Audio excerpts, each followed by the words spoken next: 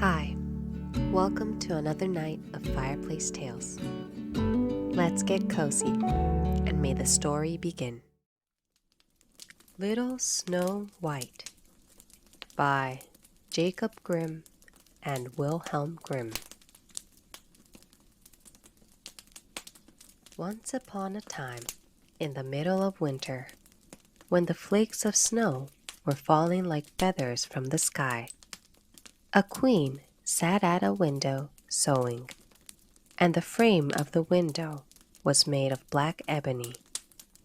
And whilst she was sewing and looking out of the window at the snow, she pricked her finger with the needle, and 3 drops of blood fell upon the snow. And the red looked pretty upon the white snow, and she thought to herself, "Would that I had a child as white as snow, as red as blood, and as black as the wood of the window frame."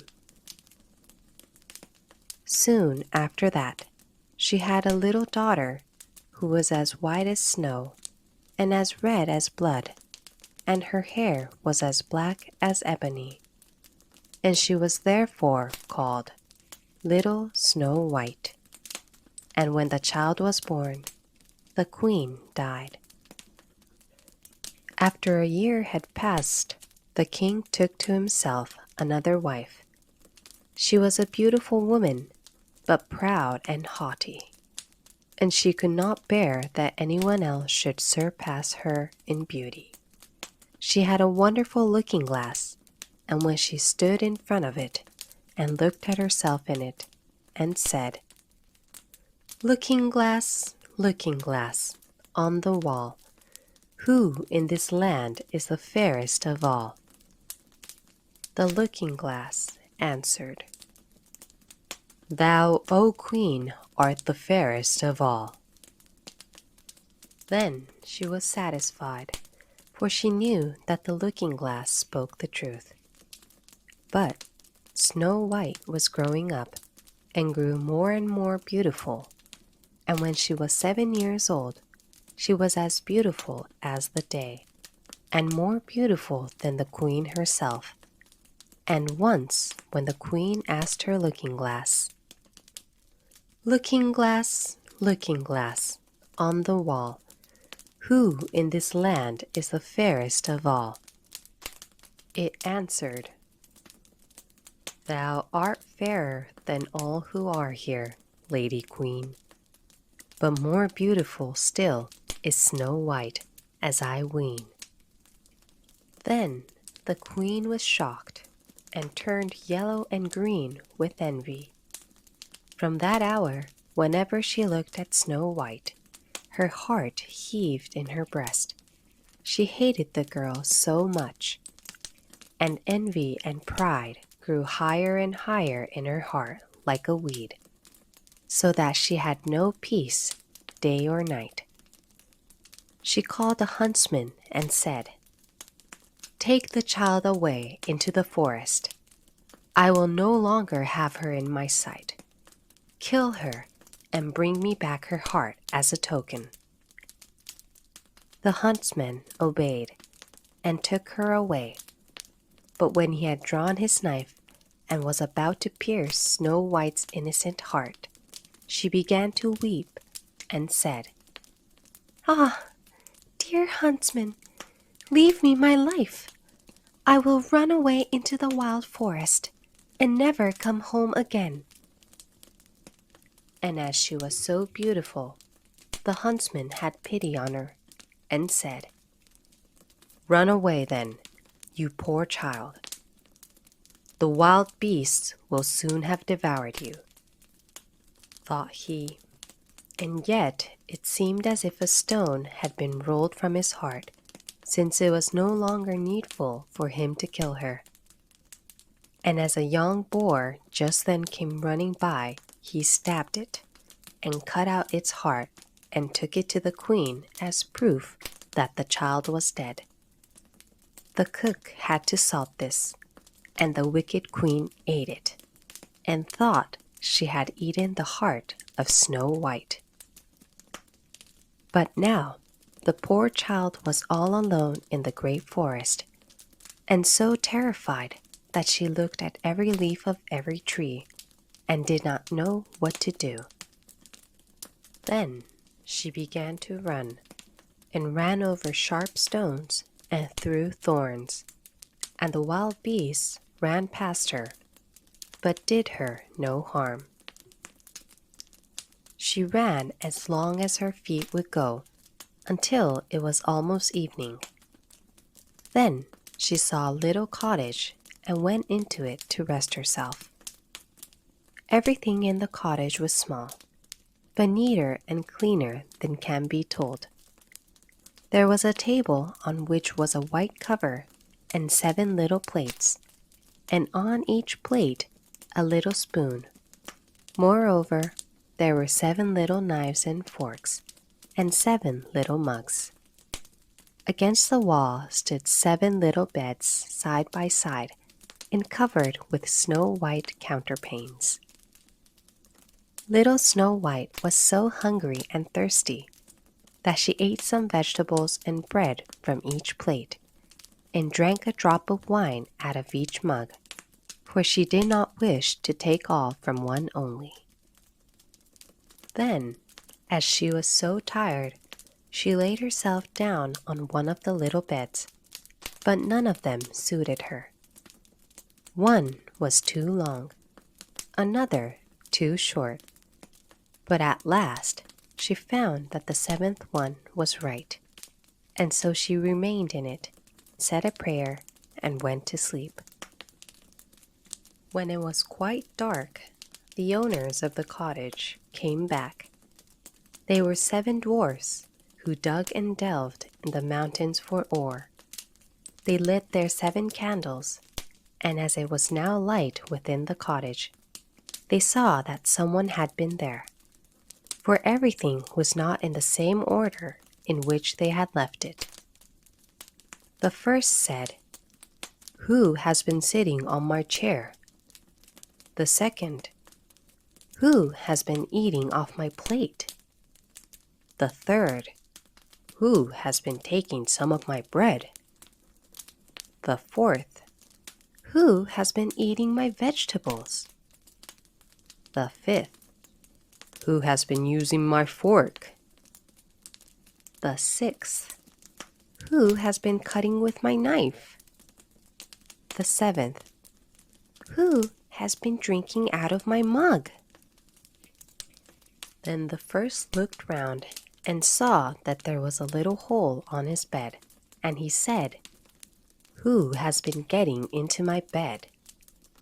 The others came up and each called out, "Somebody has been lying in my bed too." But the 7th, when he looked at his bed, saw little Snow White, who was lying asleep therein. And he called the others, who came running up, and they cried out with astonishment, and brought their 7 little candles, and let the light fall on little Snow White. "Oh, heavens! Oh, heavens!" cried they. "What a lovely child!" And they were so glad that they did not wake her up, but let her sleep on in the bed. And the 7th dwarf slept with his companions 1 hour with each, and so got through the night.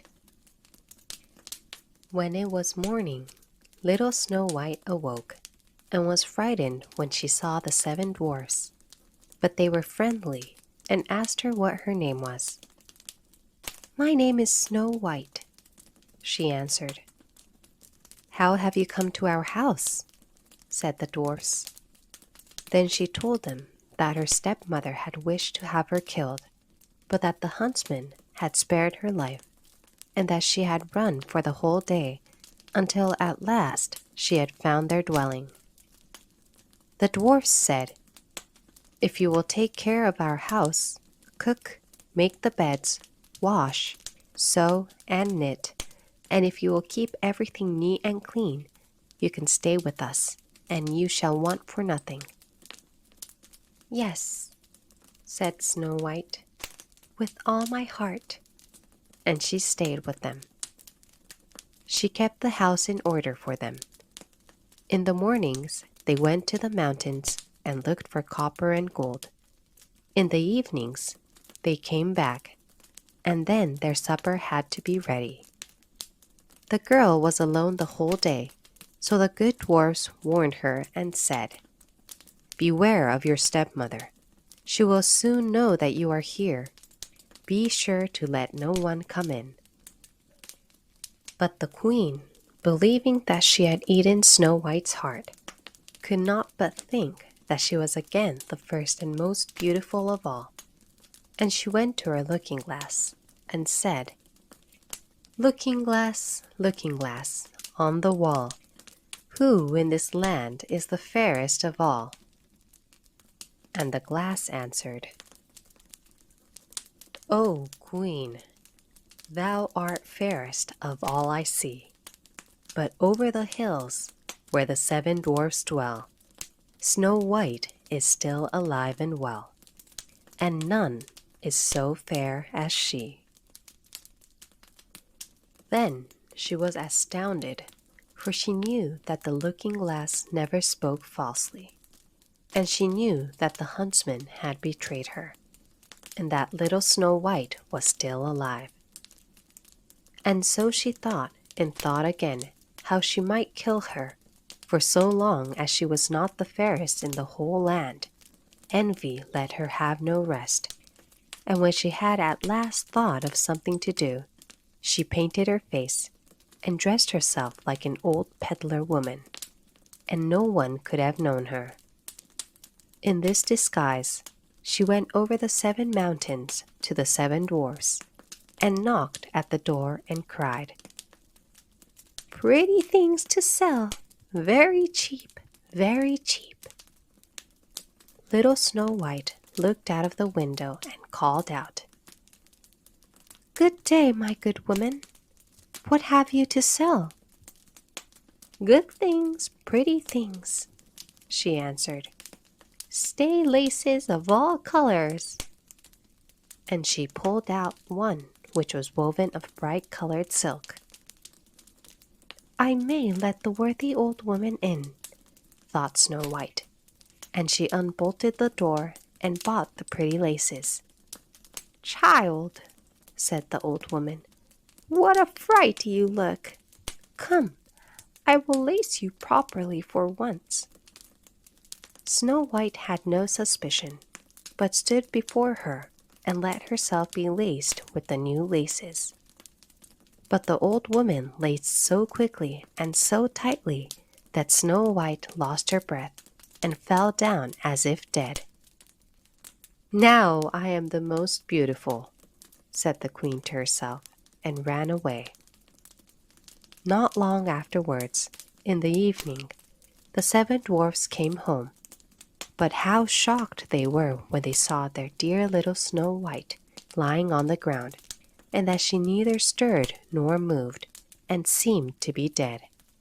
They lifted her up, and as they saw that she was laced too tightly, they cut the laces.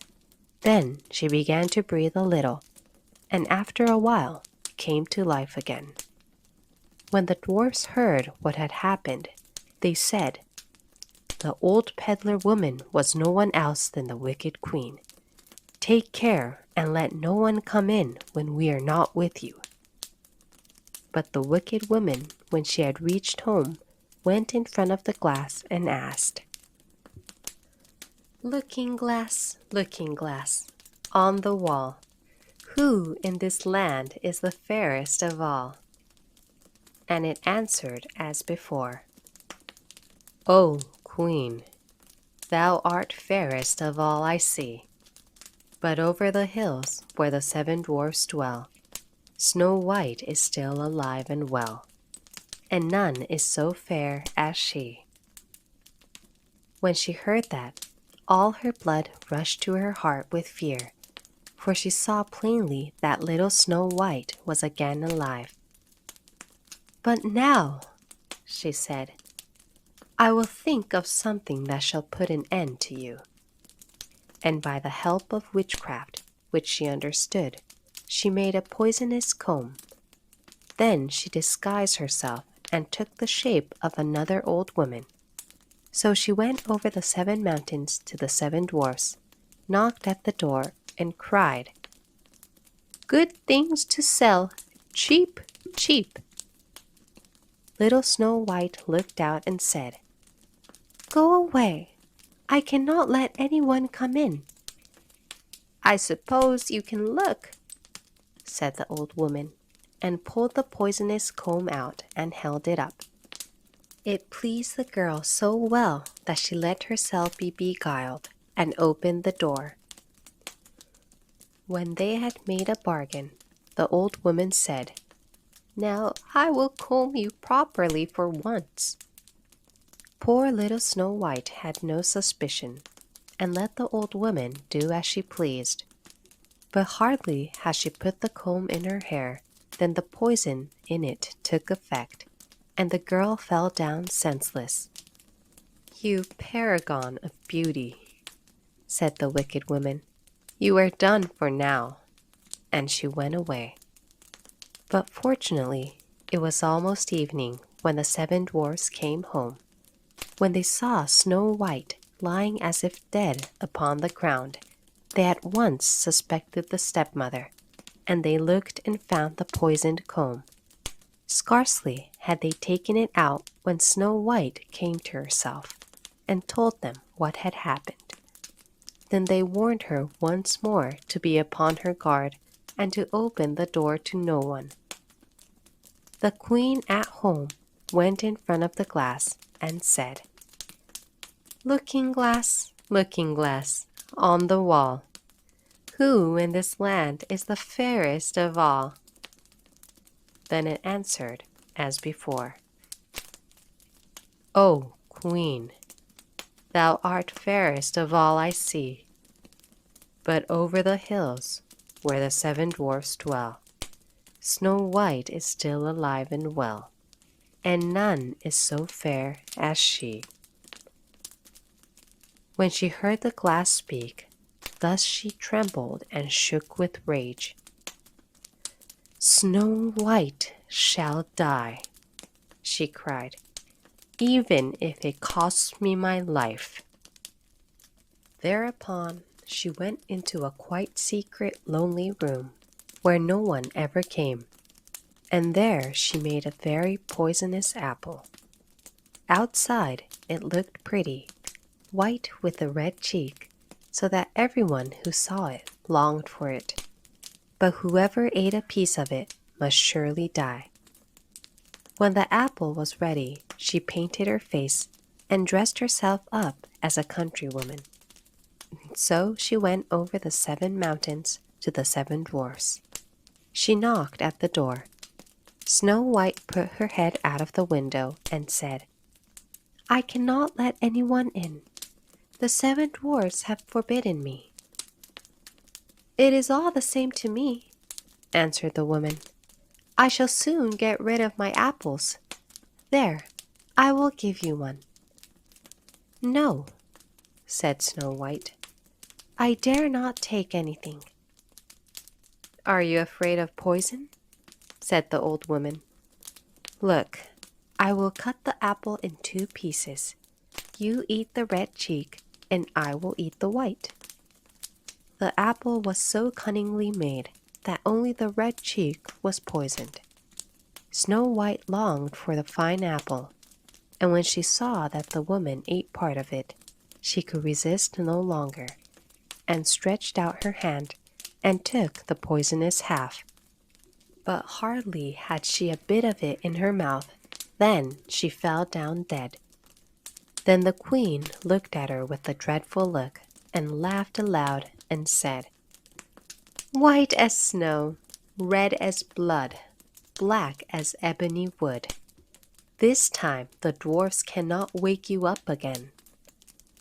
And when she asked of the looking-glass at home, looking glass, on the wall, who in this land is the fairest of all?" it answered at last, "O Queen, in this land thou art fairest of all." Then her envious heart had rest, so far as an envious heart can have rest. The dwarfs, when they came home in the evening, found Snow White lying upon the ground. She breathed no longer and was dead. They lifted her up, looked to see whether they can find anything poisonous, unlaced her, combed her hair, washed her with water and wine, but it was all of no use. The poor child was dead and remained dead. They laid her upon a bier, and all 7 of them sat round it and wept for her, and wept 3 days long.